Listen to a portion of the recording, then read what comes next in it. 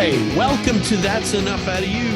I am your host, Bill Rader, and joining me is Sean Kane. Sean, how's it going? Billy Raids, big man in a big hill. How you doing, buddy? Doing pretty good. We have a great guest today for this podcast. And Sean, I mean, this is a guest that you got, I guess, right? Did he reach out to you? I forget how. No. Lisa Pease helped us with this. Oh, another Lisa get. Okay, for us. That's amazing. So yeah, this our guest today is Dr. Greg Poulgrain from Australia. And Sean, I'll let you get into his bio in just a second, but the topic is a little bit complicated, and in fact, you did this whole I don't know if you even want to call it an interview, Sean. It was more like a lecture almost, right? But you don't hear me at all. I mean, this is way over my head. So Sean did most of this, and but Sean, Billy, the important thing, I think, when people are listening to this interview, or you could call it a lecture if you want, from the brilliance of Dr. Greg Poulgrain, the important things to remember is the negative effects of operations run by Allen Dulles and by the JFK assassination are still being felt today all around the world. So keep those two things in mind as you're listening to this interview. Yep. So why don't you run down Dr. Poulgrain, his bio and everything, all the stuff that he's written, that he's done. Okay, so Dr. Greg Poulgrain from Brisbane, Australia, and he was educated at the University of Queensland and James Cook University in Australia, and he's a professor of history. He splits his time. He's at University of Sunshine Coast in Australia, and then the other half of the year he's at the University of East Java in Indonesia. And he's an expert on Indonesia, Bill, and he wrote 3 outstanding books: JFK versus Allen Dulles, Battleground Indonesia, which I recommend for everybody, and that's primarily the focus of our interview with him tonight. And then he wrote the Incubus of Intervention, and he wrote the Genesis of Konfrontasi. And Konfrontasi is the war between Malaysia and Indonesia, which we'll get into a little bit. And of course, it was instigated by our good nemesis there, Allen Dulles. Right. So it's an impressive resume, and this is a brilliant man, and it was really good. You call it a lecture if you want, Billy. It was fantastic. Yeah, he is brilliant, and you'll hear that over the course of this. But just amazing stuff, and you did a great job, Sean, kind of keeping the direction of the the interview or lecture or whatever we would call it. So without further ado, let's get into it. Let's listen to Dr. Greg Poulgrain. How you doing, Dr. Poulgrain? Very well, thanks. How are you? Good to hear from you. Fantastic. We appreciate you coming on. Your book, JFK versus Allen Dulles, Battleground Indonesia, is just absolutely fantastic. The first question I have, if you could just tell us a little bit of how you got into all of this, and then if you could tell our listeners who maybe are not too familiar with Indonesia and this complex country of thousands of different islands and many different cultures, and then get into a little bit of Allen Dulles's fascination and involvement with this country. Well, my interest, I suppose, started from university days, where I was reading. I did a bit of extra reading in the library, and I found that 4 or 5 centuries ago, some of the navigators on the north coast of New Guinea, that's the largest tropical island in the world, were finding that the local inhabitants, the Papuans, were trading in gold, trading with the Chinese. And they said the gold was coming from the highlands, and the highland people would bring it down to the coast and trade it with the coastal Papuans, where they exchanged cowrie shells. Cowrie shells in the highlands in those days was the currency. Then the coastal people exchanged the gold with Chinese, and they got iron and machetes and cloths and whatever. But the highland people, where the gold was coming from, used cowrie shells and as currency, and they got the gold. They just scooped the gold out of the rivers, out of the streams, alluvial gold. So they had no use for the gold except for the exchange. That's what got me interested. So I decided to go up there and have a look, and that's really what started me off years ago. That was in the 70s, I think, 78, 77, 78. I went up there, and I ended up going over to the Netherlands and doing years of research in the libraries. And I suppose I got interested in New Guinea like that. But Indonesia itself, to explain Indonesia to the listener, it would be, we usually say, the world's largest archipelago. It's about 4,000 or 5,000 kilometers across. The width of the Indonesian archipelago is the same width as USA. Then you've got New Guinea, or half of New Guinea as well. So it's another 1,500 kilometers. So it's a really wide archipelago. And the people think there's about 300, coming up to 300 million people. It's the fourth largest. Indonesia is the fourth largest country in the world, China, India, China, America, and then Indonesia. And it's the world's largest Muslim nation. But when I say that, there's definitely two different types of Muslims. And where I was living, in fact, I just came back from Malang now in East Java. The Muslims there, they're quite happy to have a church in the same street, and they're not. With the radical Muslims, they're a different type. You can't reason with them. You can't really discuss things. It's just one way. Right. So, but the ordinary level Muslims, they're quite okay. Could you talk about the different cultures too, like ethnic Chinese are there, and then just some of the other? In the old days, when Indonesia was the Netherlands East Indies in the colonial days, they were independent in 1945, 49, ruled by the Dutch for 350 years. They used to have three levels in society. The Japanese insisted on being level with the Dutch. That's after World War One. So the Dutch were at the top, the Chinese and Arabs were in the middle, and the Indonesians were on the lower rank. And the main industry for years and years, the East Indies began in the 1600s when the Netherlands East Indies, the Dutch East Indies Company, started exporting nutmeg and cloves in the 1600s, and they had a monopoly and became extremely rich, the world's richest company.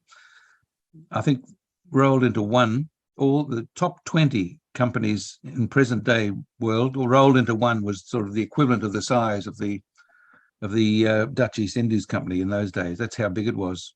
80 million people and 3 continents, and they had more ships than the rest of the world. It was a huge company. That was all because they had a monopoly on nutmeg. And the different ethnic groups in Indonesia, I think there's 60 now today, but the Papuans, slightly more than a different ethnic group. They're a different racial group, Mm-hmm. The word Melanesian is used to describe the skin of the Papuans, because the black skin was equivalent to the black skin of Africans. That's one of the reasons why they called the island New Guinea, because of the Guinea people in Africa. But the main reason they called it New Guinea was because of the gold in Guinea in Africa. That was the first similarity. The second was the color of the skin, Melanesian, mela meaning black, and Nesian referring to the islands, Black Islands.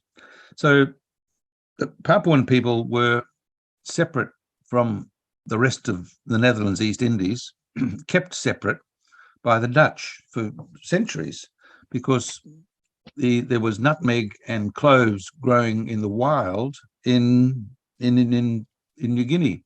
And to get a good monopoly, or a thorough monopoly, the Dutch used to hold the Papuans back, and they actually gave cannon to the sultans of Ternate Tidore to harass the Papuans to stop their trading in nutmeg and cloves. and because of that, the Papuans became separate over centuries, 3 centuries. They became sort of separate from the East Indies, from the Netherlands East Indies. But after World War II, the claim was made when Indonesia became separate, Indonesia became independent. The claim was made that all of the East Indies should be part of the new Indonesia, and that's how Papua became part of Indonesia today. It was really pushed in 1945, in 49, 45, pushed when President Sukarno declared independence, was pushed by the Japanese naval operator, I suppose, a fellow called Nishijima. He was organizing Sukarno to declare independence. And Nishijima was the fellow I interviewed in Tokyo in 1983. I tracked him down and went over there and interviewed him 3 times in his house in Tokyo. And it was really quite interesting that because he helped the Indonesian nationalists so much to break away from Dutch colonial power. He told me he was organizing, he and his friend Yoshizumi, 2 top naval spies, basically. They were organizing independence and teaching the Indonesian nationalists how to run a state, basically, different departments and everything. And he helped with the proclamation of independence. But I should add how these 2, Nishijima and Yoshizumi, how they got to be in Jakarta, Batavia it used to be called, how they got there in 1942, is interesting because the Dutch arrested all the Japanese, left when Pearl Harbor occurred in December 41. They arrested all the Japanese and sent them to Australia, about 1,700. Now, the top, about 800 of those were sent back 6 months later, back to Java. How did that happen? It seems as though the predecessor for the CIA, the OSS, was operating in Australia at the time. And when General Douglas MacArthur found out that these top Japanese spies had been included in a repatriation exchange when they should not have been included, he really got angry and he threw out the OSS from all of the Southwest Pacific Command. He didn't want any OSS under his command at all, but some still stayed. You can see by some of the decisions made. But he was, General MacArthur blamed the OSS for that. And these 2 were included, Yoshizumi and Nishijima were included in the repatriation exchange and sent straight back to Java 6 months after Pearl Harbor. And they organized independence for Indonesia. And so it was an independent Indonesia, 45, 49, that claimed or reclaimed Netherlands, New Guinea, the western half of New Guinea. They claimed that in 1962. So there was a 12-year dispute between Indonesia and the Dutch colonial power that kept West New Guinea after the war. But when that blew up into a big storm, President Kennedy was president at the time. He'd just moved in 61. And this blew up in 61 and 62, thanks to Allen Dulles. He'd been preparing this for years. Dulles knew the western half of New Guinea was extremely rich in natural resources. And this is the time when Dulles was head of the CIA, Director of Central Intelligence. But before the war, Dulles was a top lawyer with Standard Oil, with Sullivan and Cromwell, the Wall Street legal firm. And in 1935, Allen Dulles organized a remarkable feat because he formed a joint company with the Dutch. I mean, Standard Oil had been pushing the Dutch to get oil concessions in West New Guinea since World War I, and the Dutch didn't want anything to do with Rockefeller Oil. And of course, they were the majority of that company, right? Correct? Yeah, well, they had 1935, things were different because that's the Great Depression and the Dutch economy in the Indies was down and the Japanese were pushing in, 1/3 of all the manufactured goods in the East Indies was Japanese then. So the Dutch decided they'd better bring in the Americans to try to hold back the advance of the Japanese. So 1935, Allen formed this Netherlands New Guinea Petroleum Maatschappij, it's the Dutch word for company, NNGPM. And in 1936, 3 guys from this company just went up to the mountains, an alpine expedition, and they found this mountain of gold. There's gold and copper. Nothing in the world ever existed like it, apparently. It was just unbelievable. They climbed the highest mountain before the Japanese did, Mount Carstens, took these 30 samples back to the Netherlands in 1936, 37, but nothing came out about the geological analysis until just before World War II. It was published in a magazine, and what it showed was that the gold in the samples they took back was extraordinarily rich, 15 grams per ton, twice as rich as the richest in the world at that time, But this was just the wrong time. Japan was invaded, Netherlands was about to be taken over by Hitler. Japan was going to invade in Southeast Asia. And, so and Dr. Poulgrain, the technology wasn't there at that time to mine this gold, correct? Technology wasn't there at that time. They didn't have the technology to mine it at that time. No, it was 10,000 feet up, right, in the mountains just below the snow line. Some of these mountains, well, the central mountain in New Guinea goes up to 16,000 feet. They had glaciers. This is a few degrees south of the equator, New Guinea, and they've got these glaciers and snow-capped mountains. It's an amazing place. Anyway, they didn't have the technology at all, but they didn't even announce correctly the gold concentration, 15 grams per ton. But officially, they put out there was only 2 grams per ton. So that didn't make it the big gold mine that it is today. Today, it's recognized as the world's richest gold mine. I looked up the internet the other day. They say it's number 3 for copper and gold, but when you calculate the proper concentration of gold, 15 grams, not 2, because they're still saying 2 grams per ton, and they're exporting the amount of gold in accord with that 2 grams. But you have to understand what's really happening at Freeport to get some idea of what's happening in Tembagapura, in the mine site itself, because the procedure there is the same as the procedure done in neighboring Papua New Guinea, where the big Oktedi mine, gold mine, same gold and copper, it's exported. But what they do is take out gold before they pump the gold slurry. This is Oktedi, down a pipeline. They've only got 12 kilometers, I think, pipeline. But in West Papua, Freeport, Indonesia, it's called, part of Freeport McMoran, they take out the gold and then pump down a slurry. It's about 110 kilometers down from 10,000 feet, and export the gold. The gold there is in accord with the concentration, about 2 grams per ton. But that gold has already been taken out.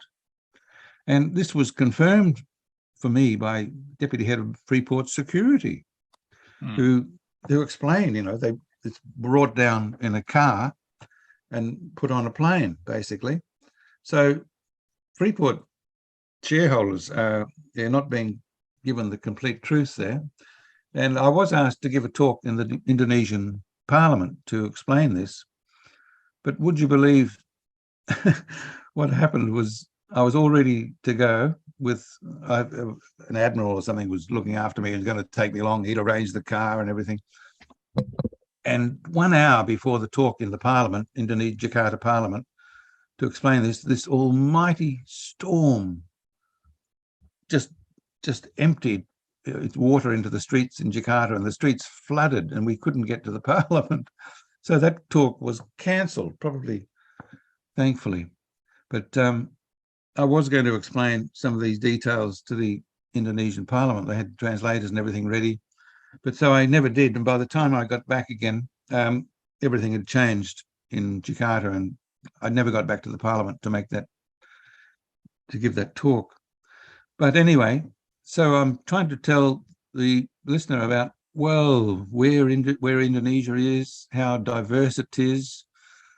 I mean, the motto for Indonesia is unity in diversity, but they don't really adhere to their motto, because Papuans have never really been included as part of the Indonesian people. The black skin keeps them separate. The Christianity keeps them separate. Indonesia is the biggest Muslim nation in the world, but Papua is basically Christian country, Christian, since the first missionaries came in there in 1855. So, and that's always been separate. But the main difference with Papua and the rest of Indonesia is that they're supposed to be autonomous, but they've never really been autonomous, because the army moved in there in 1962-63 after Kennedy arranged for President Sukarno to take over. The army moved in, and the army's never really moved out. When Kennedy took out, when Kennedy arranged for Sukarno to take over control of West New Guinea in 1962, the New York Agreement, it was August 1962, he'd moved into that frontline position because the person he'd put there to do the job in 1961 was assassinated. That was the UN Secretary General, Dag Hammarskjöld. Kennedy was hoping Hammarskjöld could sort out the problem with this dispute over sovereignty of West New Guinea between the Dutch and Indonesians, which had been going on since World War II, since independence for Indonesia. And the Dutch wanted to keep New Guinea. The Indonesians wanted to claim West New Guinea. So the Dutch got kicked out in 1962, mainly because Moscow offered 400 million in those days. That was a lot. Planes, ships, to help the Indonesians kick out the Dutch from West New Guinea. And that was with a little bit of conniving also from Allen Dulles, because the Indonesian ambassador in Moscow, who helped with this deal, was working, he was a CIA asset, you could call him. Yeah? I interviewed him years later, Adam Malik. I interviewed him 1 year before he died. He was ended up being vice president as well. He'd just retired as vice president when I interviewed him in the Netherlands in 1983. And it was clear from what he was telling me that he was close with the CIA. He was telling me about CIA flights, U-2 flights, I mean, and the fighting between Moscow and Beijing up on the border, northern Chinese border. So he's telling me these things, and his adjutant next to him, a fellow called Adiyatman, said, "Boss, you can't say these things to Greg, you know." So, and Adam Malik turned around to Adiyatman and said, "You be quiet. I'll say what I want." And I realized something very strange was happening. Why he was telling me these things?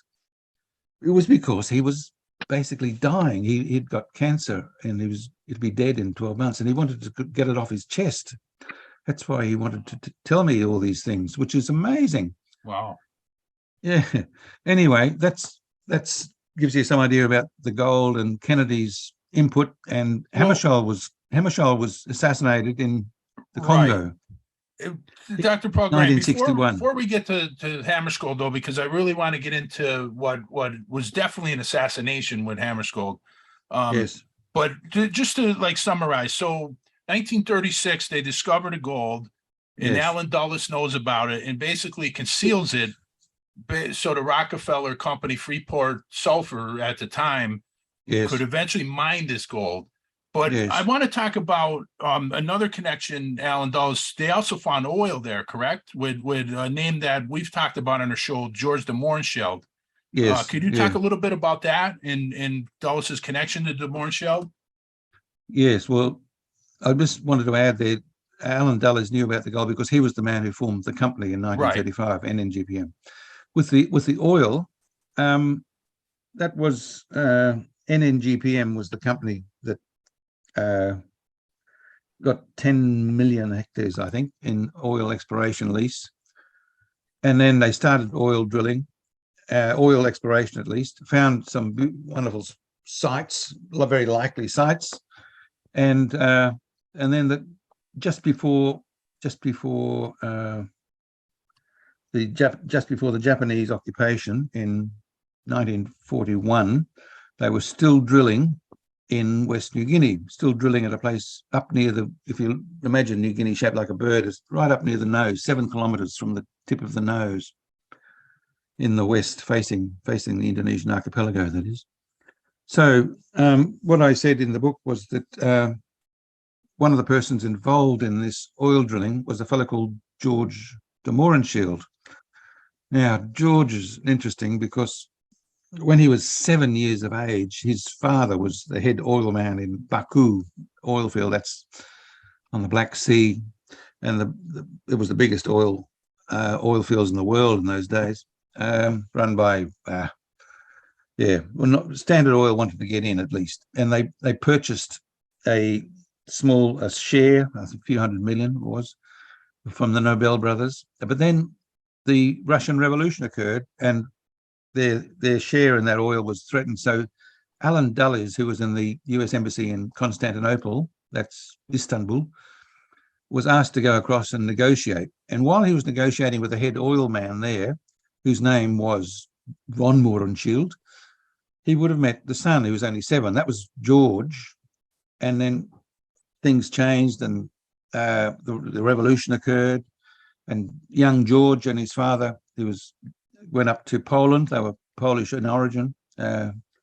So George grew up. He did cavalry in Poland, then went over to Belgium to study, did a PhD in oil distribution or something or other in South America, emigrated to America in 1938, just before the war. And then he got a job in oil after meeting some interesting people But anyway, he got a job in Humble Oil, which was part of the oil exploration group, was looking for oil in West New Guinea. Now, the reason I think he got a job there, I don't have 100% documentary evidence that he got a job, but I explain this in the book. There's 5 or 6 very strong points that he was there, but what I'm saying was he was a key witness in the Warren Commission, and when he was giving the evidence there, he explained that he was in Humble Oil looking for oil, but he didn't say where. He said he was in Louisiana, but the reason he had to flee and get out was because just before America entered the war, he was selling oil with Allen Dulles to the Vichy French, and the Vichy French was selling the oil to the Nazis, and then they were bombing London. So the British intervened, and there was going to be a court case, and George de Mohrenschildt had to get out of America. So we checked. The only way he could have got to West New Guinea in 1941 was to fly across the Pacific on that big Pan-Pacific flight. It was at least to land on the water, those huge planes that they had before World War II. Just in a few years, they used to travel around the world. It's like a flying hotel, basically. Then they'd land on the water. They didn't need airstrips. So we were checking up on the name list, and because he had a Polish passport, we were checking up on the name list of a friend in America did actually, precisely that flight, that month where George would have been listed on the 30 or 40 passengers on the plane, the page was missing. So unbelievable. I feel as though someone may have got to it before us. Yeah. You see this quite a bit. Hey? You see this quite a bit when anything involving Allen Dulles, to be honest with you. Yes. And of course, Mohrenschildt would later, befriend Lee Harvey Oswald in Dallas. Yes, extraordinary, because he was he'd known Allen since a young boy, and then followed through when he immigrated to America and the 50s. Then he got introduced to Oswald, and so on and so forth. Huh? But and then he always was under some pressure, he said, from Allen Dulles. And when he was going to appear, the morning he was going to appear to give evidence to that effect, he was found shot. Yeah, some people said he suicided, but the people that I've spoken to who were with him at the time or very close to him said, no, it wasn't suicide, including the wife. So Amazing. yeah, so that was the end of George de Montreal, but quite an extraordinary man. Well, Dr. Poulgrain, let's go now to the assassination of Dag Hammarskjöld, the Secretary General of the UN, because I think anybody who read the book by Susan Williams, Who Killed Hammarskjöld, I think it's pretty obvious that this was assassination. Of course, Truman speculated that it was right away. Yes. But a lot of people thought it was because of the Congo. But in Yes. your book, you really point the finger that Dulles's big problem with Hammarskjöld really had a lot to do with Indonesia. So could you explain a little bit about Hammarskjöld and of course how, J. Edgar Hoover was one of them that would later investigate, which, you can't take anything from that investigation.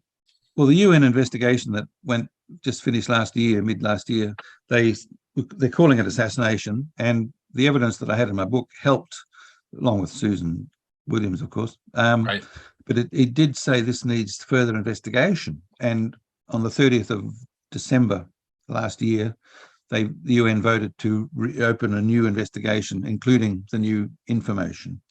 So the information that I put in was that that was Operation Celeste you're talking about? Sorry? Operation Celeste? Susan. Yeah, she wrote extensively about that. But what I did, and Susan said she only got interested in the whole Hammarskjöld affair after the deaths, after George Ivan Smith had passed away. Yeah? He was Hammarskjöld's top man. And I tracked him down living in Stroud in England, and made an appointment to see him. And we had I met him once, we talked for an hour or so, a little bit on the formal side. And then just as I was leaving, we were a bit more relaxed, and I was saying, oh, where do you come from? Where do you, And I said, oh, I come from Brisbane. And he said, oh, he comes from Brisbane as well, And his father here used to run the prison here in Brisbane, Bogger Road Jail. And he said, oh, if we're both from Brisbane, you better come back again, So I went back a second time, and we talked a lot more openly. And the second time he was telling me the remarkable thing, how close he was with Dag Hammarskjöld and what Dag Hammarskjöld was hoping to do in West New Guinea. He was basically asked by Kennedy to intervene in the West New Guinea dispute, the Dutch dispute with Indonesia, that is, over sovereignty of West New Guinea, because it got very serious once Moscow put in those ships and planes, because it was the Cold War crisis then. And Kennedy didn't want to get mixed up with the Cold War crisis. He'd have to US would be allied with the Dutch, the NATO alliance, and they'd be against Moscow. It'd be a mess. So he asked Dag Hammarskjöld to intervene, and Hammarskjöld's plan was to declare both Netherlands and Indonesia non-contestants, kick them out, grant independence to the Papuan people, and then implement his plan that he'd started in Africa called OPEX, Operational Executive, for newly independent countries which didn't really have the infrastructure. So he was going to put in 6 or 7 top UN officials or experts to help set up various departments and help them into independence by that means. But this was 2 or 3 weeks. He was planning to do this. 2 or 3 weeks earlier, he was assassinated in the Congo. And of course, people tend to associate events in the Congo with the assassination. But in the book, I was saying, no, Kennedy, Dulles was pressing a button on one side of the world to get an effect on the other side of the world. He wanted Hammarskjöld killed in the Congo, but Hammarskjöld was interfering with his plans in Southeast Asia, basically. Right. So, I think, go ahead. I was going to say the altimeter in the plane was I think, from my analysis, that's probably what contributed to the crash. The plane had been fired at coming into Leopoldville, I think, the previous day. So before the fateful flight, which is he wanted a night flight. That afternoon, the plane was checked by 4 technicians and basically left to themselves. And I think one of those persons, or all 4 maybe, would have fiddled with the altimeters on the plane, so that night when the plane was about to land, the altimeters were not working correctly. And when the plane did crash that night, the altimeters were taken out straight away, sent back to America and checked. And J. Edgar Hoover was the person who said they worked fine. Thanks very much. Well, Hoover's not So I going to said, go well, up they need against to be Dulles. checked again. They need to be checked again. You get the names of the 4 people who did the work on the plane in that afternoon before the plane left. Get their names. One of them for sure would be involved.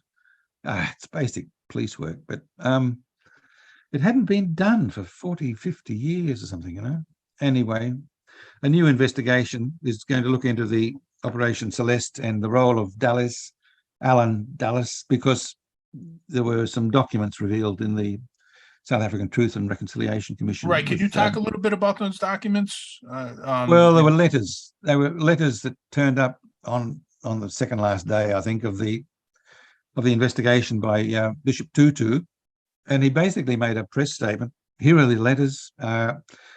Allen Dulles' names is mentioned. They're talking about an operation to kill or to assassinate the Hammarskjöld. These are important, but they're separate from the Truth and Reconciliation operation. So he just put them on a desk and said, here they are. That was pretty amazing, really. That's really what fired me up to, because I'd already interviewed George Ivan Smith in 15 years before, but I couldn't really do it. He was difficult to think of. He was investigating for the rest of his life. He was investigating the assassination of Hammarskjöld, and he found that a plane had harassed the UN plane. And even when it crashed on that night, there was a plane harassing it, but they don't think the plane brought it down. It was some other cause, either a small explosion inside, or the altimeters were malfunctioning. I think maybe a combination. Susan was suggesting it was maybe a combination as well, But the death of Hammarskjöld meant that Kennedy himself had to step in to the breach and take control. And Kennedy's decision was to ask the Dutch to leave and to hand it over to Sukarno. But that was only half his plan. He wasn't just handing it over. He was going to follow up with US aid on a big scale to bring Indonesia on side in the Cold War. And he wanted this US aid to go ahead because really that would have been the basis. Otherwise, his whole operation, intervention, would have been seen as a big foreign policy mistake. But if the follow-up went through and he got Indonesia on side, because Sukarno was really quite pro-Kennedy, Right. And he could have brought Indonesia on side in the Cold War, and that's really what the game was about.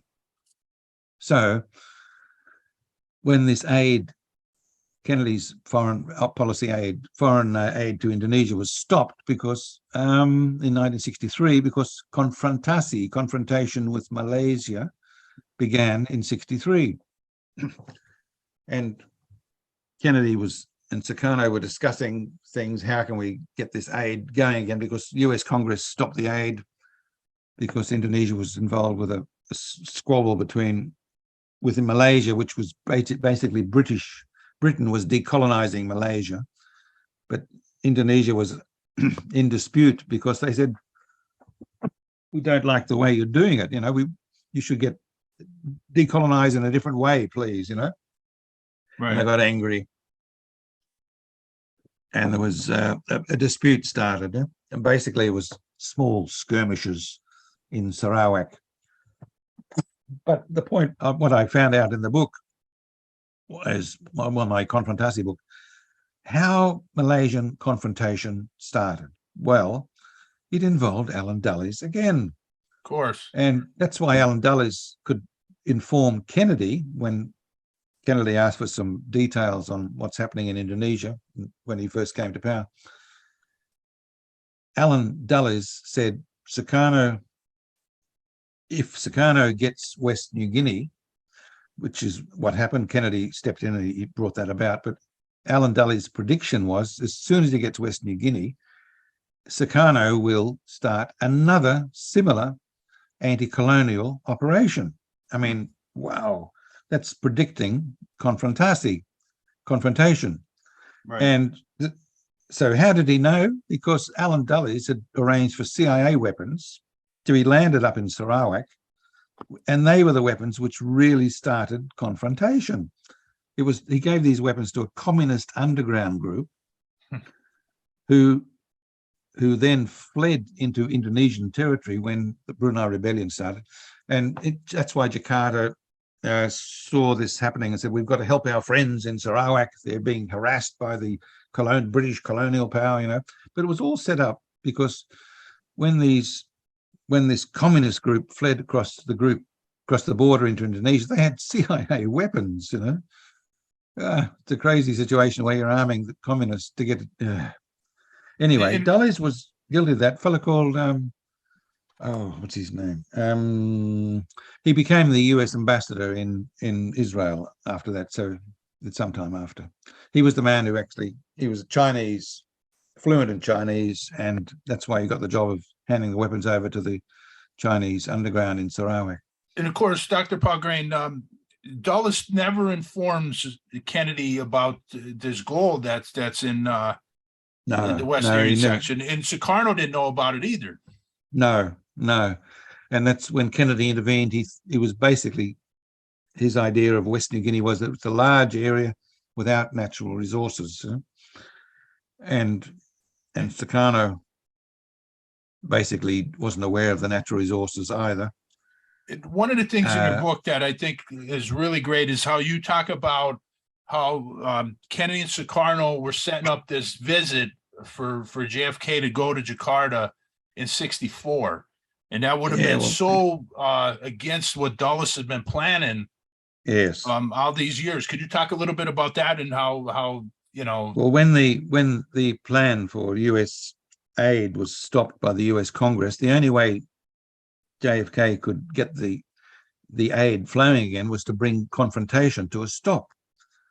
And so he talked for several months with Sukarno, and they both came to an agreement that President Kennedy would visit Jakarta in early 1964, because Sukarno and even Ambassador Jones, US Ambassador Jones in Jakarta, told Kennedy, Sukarno cannot stop confrontation by himself. He needs Kennedy to come over, and together they'd have the oomph to stop it. They have the political power. And I got this confirmed in a letter. Dean Rusk, who's Kennedy or JFK's Secretary of State, he was retired, living in Athens. I think I used to write to him for a few years. He confirmed that in a letter stating, yes, that was the deal. Kennedy was going to go to Jakarta, and then together with Sukarno, they were going to stop confrontation, not for the day, he said, not for the weekend, but full-time stop confrontation. And that's what he said. But if that had happened, if confrontation had come to a stop, confrontation which would started by Allen, wasn't all Allen Dulles, he gave the weapons, but he contributed to the start of confrontation. If Konfrontasi had stopped, wow, 15 years of planning of Allen Dulles would have gone down the drain. You know, he was planning not just for the gold, he was planning regime change in Indonesia. I mean, Sukarno got control of West New Guinea finally in May the 1st, 1963, and only 30 months later, he was basically facing his own political demise. You know, well, let's talk about that, Dr. Poulgrain. Let's go into the coup. Like, so JFK is assassinated, and then Suharto is basically taking waiting over. In the wings. Right, he's waiting in the wings, and this really genocide against the PKI that happens later. Could you explain a little bit of that and this coup that if Kennedy had lived, this never would have happened? Yeah, well, Kennedy's solution to Indonesia certainly wouldn't have involved that killing. It would have been, it's the ultimate tragedy for Indonesia, what happened to Kennedy. Yes. So Kennedy 63, November 63, 64, 65, in September 1965, on the night of the 30th of September, 6 generals were killed. Basically, trucks went up to their house. They were going to be kidnapped and then taken to a place, but it was basically a killing spree. Yeah. And who killed them? Well, yeah, people. The accepted history is that they call them the 30th of September movement killed these generals, but it's really manufactured history. Mm-hmm. Somebody got involved in that killing. That's what I'm saying in the book. Right. I'm saying Ali Motopo. That was Suharto's intelligence man. So when the generals were killed, Sukarno didn't know really till well in the next morning what was happening. Suharto knew pretty well by mid-morning what had happened. So he knew already because he'd been planning it. One of these 30th of September group involved 2 army people, Untung and Latif. And I interviewed Latif when he was in jail. He'd been in jail for 30-something years. And I was the first person to get into the jail and actually sit down and speak with him. And he said, Suharto was our friend, That is to say, Suharto, before the killing of the generals, Suharto used to join in with their group, that's the 30th of September group, what it came to be called. But they were talking about, what the army needed, and it needed sort of a different culture because the army leaders, the top group, were a little bit, they go to the cafes and they'd go out with the ladies and they'd have the fine cars and they were spending the money. And Latif and Untung and Suharto were a little bit more austere and more Javanese and they wanted a bit more respect for the, for the culture. Whereas the top army people at the time, same as the top navy people, they were a bit spendthrift. Earlier that same year in 65, there was a big mutiny in the Navy, and the junior officers rebelled against the senior officers. And 600 junior officers or so were finally put out for reschooling, and it was a huge disaster for the Navy. And similarly, in September 1965, which is when the generals were killed, this is a very similar action occurred. It was junior officers, they were colonels, moving against generals because the whisper was that some of these generals are going to have a coup against Sukarno. I think this was manufactured by Suharto himself. He's the man who told Latif and Untung what was coming up, and he arranged it. He's up to his neck in foul play. So Suharto was involved in that the night of the killings, for sure. And I think Ali Motopo was the man who included people to kill General Yani, who was the top man.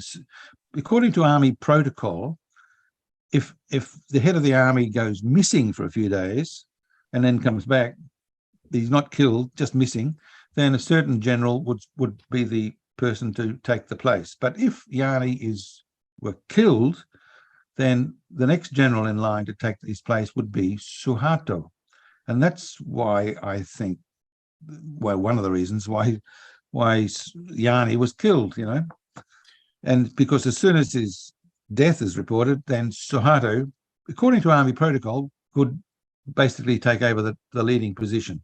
He was in command of troops. Which would be the regime change that Allen Dulles had planned all along. Yes, well, amazing. I'm just, how far back the link with Suharto goes, I don't know.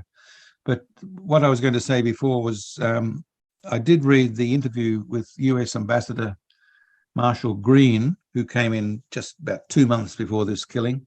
He replaced Jones as the ambassador, and Marshall Green stayed there until 1969, Act of Free Choice in Papua. So Marshall Green was meeting, in his interview, he said he's meeting in a clandestine way, secretly, with Adam Malik. Adam Malik was the go-between between Green and Suharto. And in the interview, Marshall Green was saying for the next 9 or 10 months, whenever he was at a public meeting, public gathering in Jakarta, and Suharto was also there, they'd always be sure never to actually be seen together, never talk together. But he said across the room, sometimes they'd sort of wink at each other to acknowledge the other's presence. We know what you're doing, mate. Right. But and that was kept quiet. So the link between Marshall Green and Suharto was kept quiet, and Adam Malik was the go-between. So this is one reason, I think, why Adam Malik wanted to speak to me in 1983, because he felt guilty.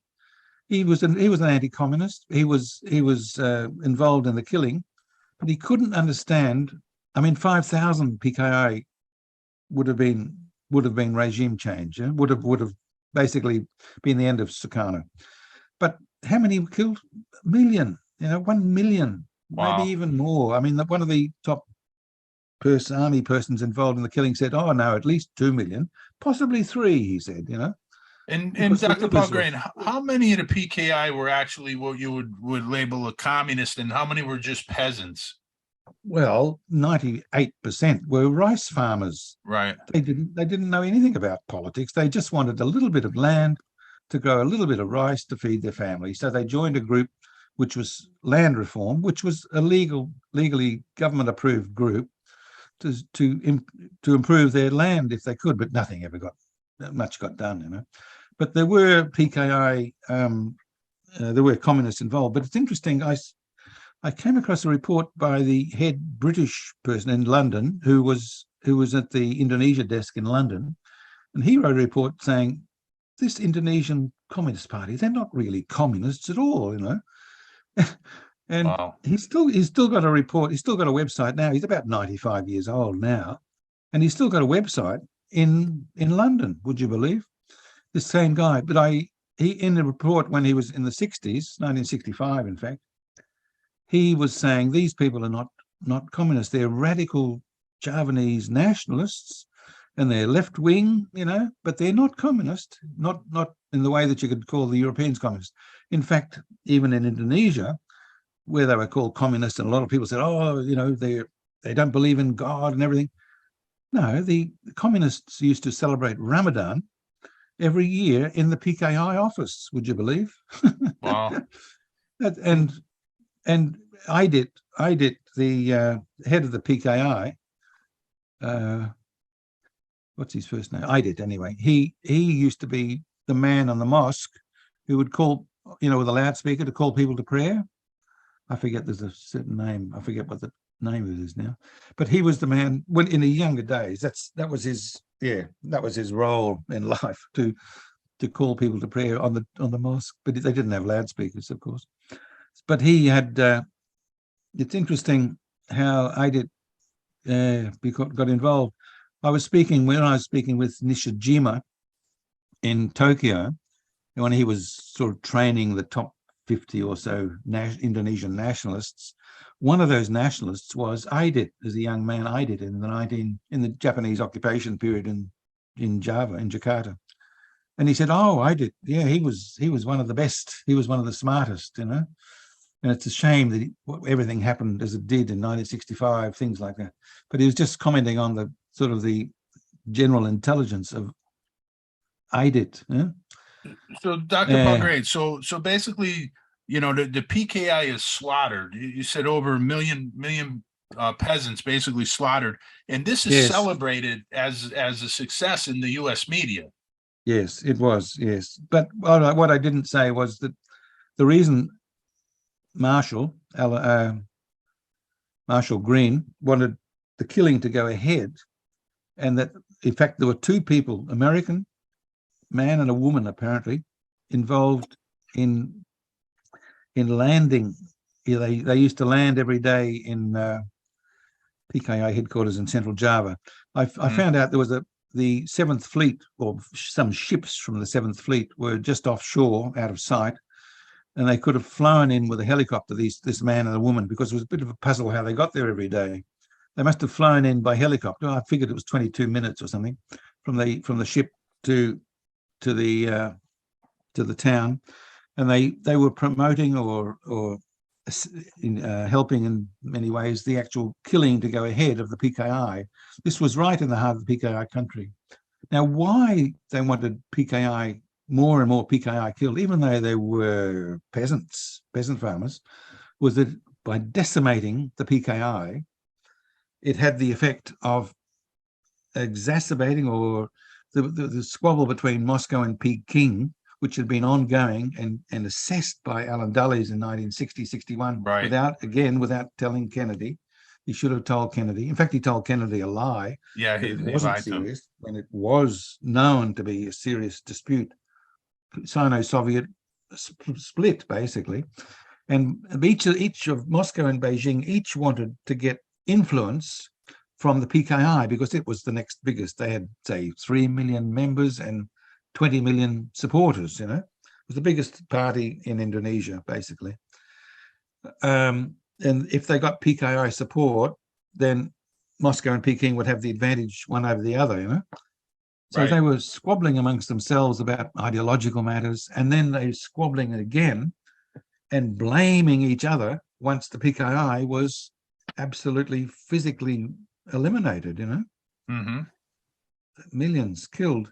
Then they blamed each other, and that's really what finalized this split between Moscow and Peking, and that's what led to Kissinger and Nixon visiting in 1972. And this has been who was it? Winston Lord, I think it was. Who was he? The number 2 under Kissinger, was it? And he was saying that this whole big historic visit to Beijing in 1972, we can all attribute this to Marshall Green, because of what he did in Indonesia in 1965, 66, 67. And Marshall Green was actually amongst the 17 Americans, I think, who took part in that visit to Beijing, historic visit, the Nixon visit. The man who's got the answer to all this, of course, is just about to turn 100, and he's Kissinger. He's about to turn 100 in next week, I think, isn't it? Right. Or this week? So, and that's what I was saying. He's responsible for so many atrocities throughout history. It's unbelievable. I want to look under the bed where he's written the diaries, and he'd have the answers to so many problems, including the assassination of President Kennedy. He's about the only person I know on the planet who would be able to give you the full details. And the media considers him like a foreign policy genius. It's amazing. Yes. Yes. Well, it's interesting that he was working with Allen Dulles. Both of them were together in Berlin straight after the war.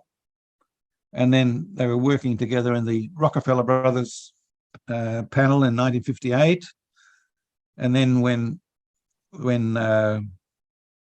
was that? When Dulles was waiting to be confirmed in the role of Director of Central Intelligence, that was in Eisenhower, I think, when Eisenhower was humming and hawing about hiring Dulles. Right. He got help from Kissinger to publish a few articles and whatever. So they've been together since basically World War II. And so Dulles passed away in 1969. And his brother, John Foster Dulles, which sometimes people tend to confuse the two. But John Foster Dulles was the elder of the two brothers and a bit more austere, even though he's got sort of a reputation in foreign policy. He had quite a strict moralistic line. He was married to one of the Rockefeller family, and he used to go to church every Sunday. But Allen was quite the opposite. He don't think he went through the doors of a church for the rest of his life after he got married, but he used to have endless. It's amazing how he had endless, girlfriends, and yet in more recent times, just even the hint of a extramarital relationship with the head of the CIA, and the fellow has to retire or gets kicked out. I forget his name. Well, the rules don't apply to Allen Dulles. I mean, no. They never did. No, incredible. Yeah. He was a genius. Absolutely. An evil genius, but he was. Yeah. When I was reading in what's the biography by whatever it is. He was saying when he was a 7-year-old kid, I think he used to hide behind the curtains in the living room when the uncles and grandparents or something, they were all Secretary of State and very important people. They'd be discussing matters in the living room when this 7-year-old boy, that's Alan, was hiding behind the curtain taking notes, So he's been an intelligence operator for quite a few years. Yes. He was in intelligence before Kennedy, working in intelligence in World War I, before Kennedy was born. Right. Yeah, this is amazing Incredible stuff. Dr. Poulgrain, there's one story in your book though that I want to get to because I think it's a fascinating story. But could you talk a little bit about and we're going to backtrack a little bit, but I want to get to it. The disappearance of Michael Rockefeller, who of course was Nelson Rockefeller's son. Yes, can you talk a little bit about that? Well, I was living in the Netherlands at the time doing research. I used to go along to all the libraries and visit, interview people. The Netherlands, being the old colonial power, was quite good. And it was brought to my attention that the person who was with Michael Rockefeller when he disappeared off New Guinea coastline, the southern coastline of New Guinea in 1961, the person was working in a museum in the Netherlands. So I went along to speak with him. His name was René Wassink. And he told me the story of what happened when Rockefeller disappeared. He was with Rockefeller and there were two Papuan policemen together, and Rockefeller had he was collecting wooden carvings for his father's museum in New York. And what he'd done is put two canoes together, put a platform across the top, then built a little sunshade and put an outboard motor on it. But because the weight distribution in this, when you sit in a canoe, you're much like you're almost at the waterline. But when you build something on top of the canoe, it's very unstable. And when the four of them were going across this big estuary, about 15 miles wide, you had to go at the right time so that the tide balanced this rushing water going out. And Rockefeller took too long. He was arguing over the price of a pig, apparently, a little pig. And he wanted to get a good bargain. And he waited and waited and waited. So when he was crossing, they were within 200 meters of the far shore when a wave came from behind and tipped the boat up and tipped the front into the rushing outgoing water from the river, and the boat overturned. And two Papuans jumped in the water, but they were so close to the coast, it took them 4 hours to get back to the coast because the water was so strong. It took them out to sea and they had to swim back. The two white fellas, they clung to the upside down boat and they drifted out to sea. And they saw the Papuans on the beach. 4 hours later, they waved, but the boat kept on just going out to sea, the upside down boat, And in the morning, Wassink told me, and he really felt really responsible because he said there was no land anywhere. He couldn't see land, and he walked around with his hand around saying, we couldn't see land anywhere. It was so far out to sea. That's why all these books that are written about Rockefeller, they all give you the impression that Rockefeller swam ashore from a river. I mean, yes, he was in a river, but the boat got washed out to sea. They were 23, 25 kilometers out to sea when Rockefeller panicked the next morning, put a little red petrol tank under his arm, started swimming, thinking he was going to go back to the coastline. But he was actually swimming parallel to the coast. He was swimming against the current, thinking that was the river, but it was actually the coastal current parallel. He would have drowned or got eaten by a shark but the red petrol tank appeared 80 kilometers down the coast a few days later, and they said, Rockefeller made it to shore. He's not here. He's been eaten on the beach with sago, So this was all announced by a local oil exploration group who were looking for oil nearby. And when Rockefeller and the other three were going up the coast bit by bit, a helicopter used to come and give them lunch every day. The helicopter from the oil exploration group would bring them lunch by helicopter. That's a wonderful way to travel around New Guinea. So they weren't too far away. And it was that same exploration group that started the rumor that cannibals had eaten Michael Rockefeller. And it's just stuck, people still believe it today. But he was 25 kilometers out to sea and he panicked and he tried to swim ashore, but he didn't make it. That was it. which is a tragedy, really. But the Papuans have been blamed for ever since for, and you may even get some Papuans say, oh, my uncle was in the group that ate Rockefeller. It's just nonsense. Right. Because they're all hoping to get a bit of money. And it's these authors who write books claiming that Rockefeller was, 200 meters offshore and he swam ashore and he disappeared. It was just, some of them were well researched, sure, but they're fiction. They're just works of fiction. They were 25 kilometers out to sea when he tried to swim ashore. And Wassink was so at pains to tell me that he felt responsible for the whole story. He should have stopped young Michael Rockefeller from attempting to leave the boat. Right. But he didn't. He didn't. Yeah. Well, this is amazing stuff, Dr. Poulgrain, and we thank you so much. I know we took up a lot of your time, but could you end it with a little bit of a discussion on what Indonesia looks like today? And of course, Freeport Sulphur, which is now Freeport McMoran, is over there still mining gold today, correct? Yes. Well, the revenue for Freeport these days is 20 billion, isn't it? Something like that, yeah. Huge, 20 billion. Yeah, I think that includes other mines from McMoran, but Freeport Indonesia is the biggest contributor. They've got the gold and the copper. Copper's coming on strong now, and gold's over $2,000 an ounce. And the gold mine there is, as I said, one of the vice presidents told me, Freeport vice president said, we've got enough gold here for 200 years, he said. 200 years. Unbelievable. Wow, amazing. It just goes down. It's a geological phenomenon, the way that the gold has come up. Freeport have had 3 other gold sites like that, but they relinquished them because Grasberg is so big. Then the 3 others, already one of them is squabbling over. The Indonesian army people are squabbling over getting mining concessions over this one of them. It's called Wabu, and the Papuans are getting killed because they want to get all the Papuans off the land before they get the mining concession. It just goes on and on.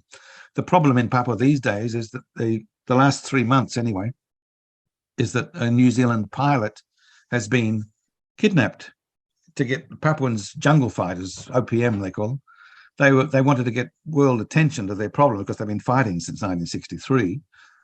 Anyway, they kidnapped this New Zealand pilot, and the Indonesian army got angry because they're losing face. So they sent in a special group, Kopassus group, to try to rescue this pilot. And I think 36 Kopassus elite troops were killed by the Papuans.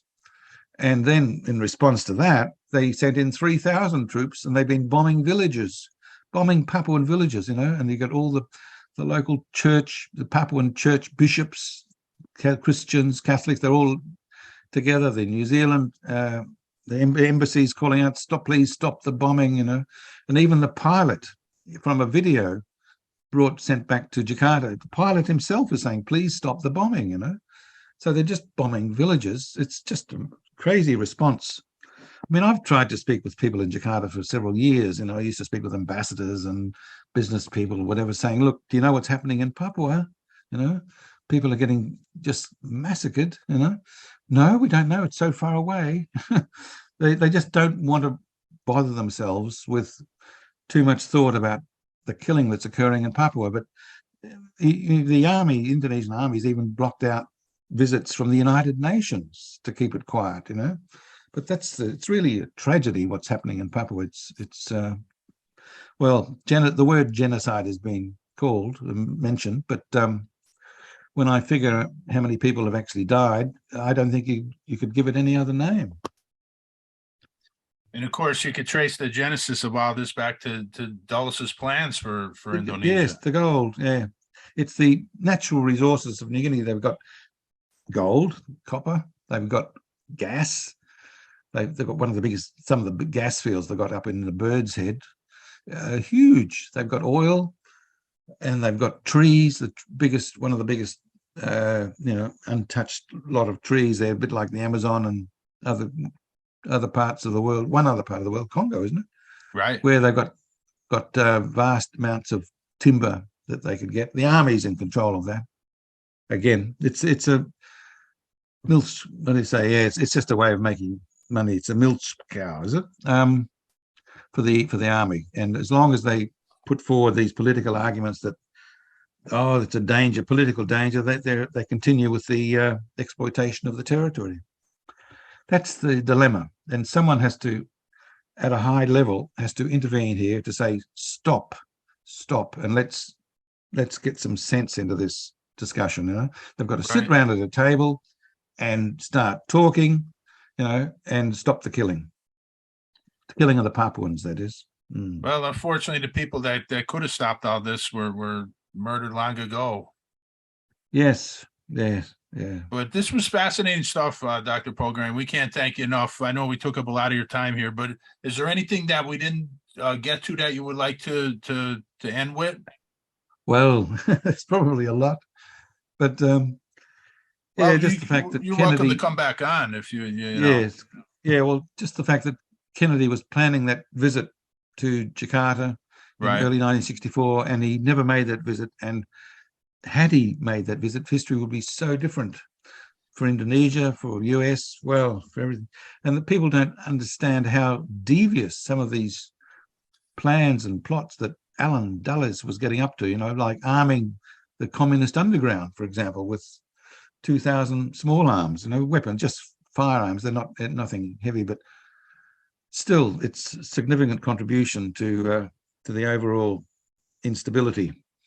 And he was promoting the Cold War because it was good for him to sort out or to benefit from the dispute over sovereignty by bringing the Cold War into the dispute. Right. And that's why Kennedy opted to go with Sukarno. Yeah.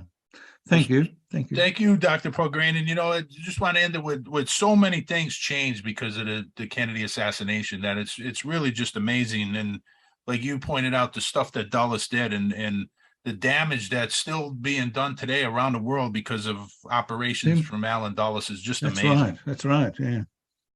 Thank you, sir. Good. Okay. Bye-bye. All right, we are back, and Sean, that was again just, you know, some stuff that it was way over my head. Sean, I know you want to kind of give a little bit of a summary and explanation on what we just listened to. Yeah, Billy, it's a really complex subject. I mean, he's been studying Indonesia. He's been working there for a long time, and it's a really complex. You know, and really what Dulles did was so complex. It really took a long time for brilliant people like Poulgrain, Dr. Poulgrain, to realize what happened. But just to summarize it for everybody, Bill, kind of simplify it a little bit.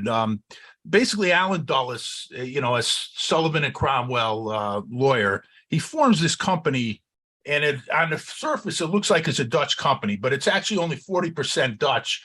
And 60% majority control is to the Rockefeller family. And they a couple people accidentally find gold in 1936. And it's like they found gold on the moon, Billy, because they didn't have the technology to mine it. It was too high up. And what Dulles does is he hides it, he conceals it, and he sets into motion these plans that he had for Indonesia, which is a complex, you know, diverse group of thousands of islands with different cultures. And he was always fascinated with Indonesia, and he set this plan in motion, you know, to eventually mine the gold, which they're still doing today. And he set in plans a regime change in Indonesia. He tried several times to assassinate and remove President Sukarno, and then he decided to go with a regime change that was in effect that was going to take years. But he also instigates and starts a war with Malaysia and Indonesia. And really what he was trying to do, Bill, is he's trying to widen the split between the Soviet Union and China, which he lied to Kennedy and told him that the split wasn't genuine, that they were as tight as ever. And he knew the truth, and he was trying to widen that gap. And these plans that he had, there was basically three men that stood in his way: Sukarno, Kennedy, and Dag Hammarskjöld, the Secretary General of the United Nations. And two of those, of course, were assassinated, and Sukarno would be overthrown. and attempted assassinations against him, but his government would eventually be overthrown. And, the thing is, JFK was very close with Sukarno, and he set up a planned visit to Jakarta, Indonesia in 1964. And this visit was such a threat to Allen Dulles' plans, because what would have happened was JFK was going to end the conflict, the Konfrontasi with Malaysia and Indonesia. And he was also going to stand by Sukarno, which would have gave his popularity. Sukarno would have been president for life, or until he, decided he didn't want to run anymore. And that was, detrimental to Dulles' plans of a regime change. But, Kennedy's assassinated, Hammarskjöld is assassinated, and there's a lot of information now that came out at a South African Truth Commission tying Allen Dulles to the assassination of Hammarskjöld. It was called Operation Celeste. And then what also happens is this coup where Sukarno is overthrown and it's taken over by General Suharto, who really, there's no other way to say this, has a genocide of the PKI, which is the largest communist party in Indonesia, but they were really peasants, Bill. And it was a slaughtering of over 1 million people, Bill. And, it was hailed in the U.S. press and by the CIA as a great, accomplishment, a great fight against the communists, but it was really a slaughter of peasants. And, today, because of all this, there's still fighting going on.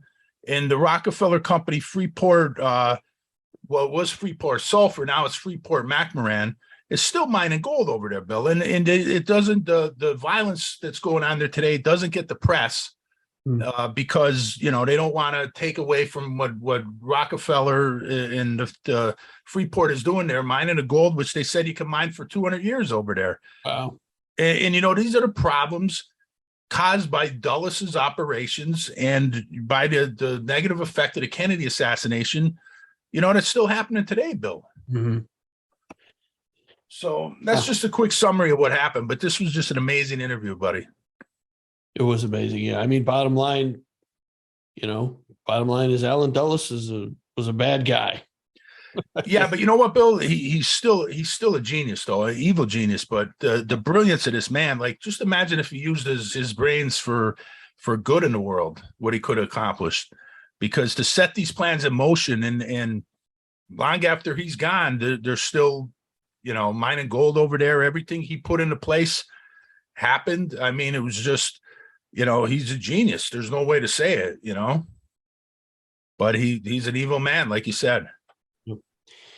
Absolutely. All right, Sean, this was fantastic stuff. Thank you to Lisa for getting Dr. Poulgrain for us, and thank you, Dr. Poulgrain, and Sean, we did talk about him coming back on, and at some point, hopefully, we'll be able to get him back on there. And Bill, last thing is when we stopped recording this, we had a pretty good conversation with him. He stayed on the line.